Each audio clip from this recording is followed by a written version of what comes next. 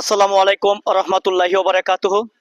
এই জায়গায় একটি জাল হাদিস উচ্চারিত হয়েছে, যে সেটা কি, যে রাসূলুল্লাহ সাল্লাল্লাহু আলাইহি সাল্লামকে যদি কেউ স্বপ্নে দেখে বা কোনো বুজুর্গ ব্যক্তি যদি রাসূলুল্লাহ সাল্লাল্লাহু আলাইহি সাল্লামকে স্বপ্নে দেখতে পায়, তাহলে কি আসলেই জান্নাতি হওয়া যায় বা জান্নাতি হওয়া যায়? উচ্চারিত রয়েছে যে জান্নাতি হওয়া যায়, আসলে তো তাই না।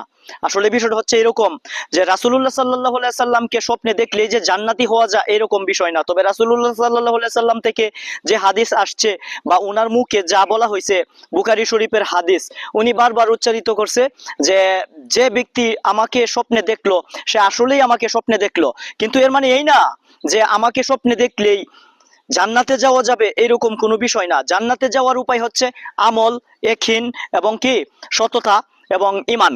ঠিক আছে, আল্লাহ পাককে ভয় করা, আল্লাহ পাকের কাজে লেগে থাকা, আপনার জান্নাত দিবে আল্লাহ তাআলা। ঠিক আছে, আর রাসূলুল্লাহ সাল্লাল্লাহু আলাইহি সাল্লামকে স্বপ্নে দেখলে জান্নাত পাওয়া যাবে এরকম কোথাও উল্লেখিত নয়। তবে রাসূলুল্লাহ সাল্লাল্লাহু আলাইহি সাল্লামকে স্বপ্নে দেখা মানে কি, রাসূলকেই দেখা। কেন?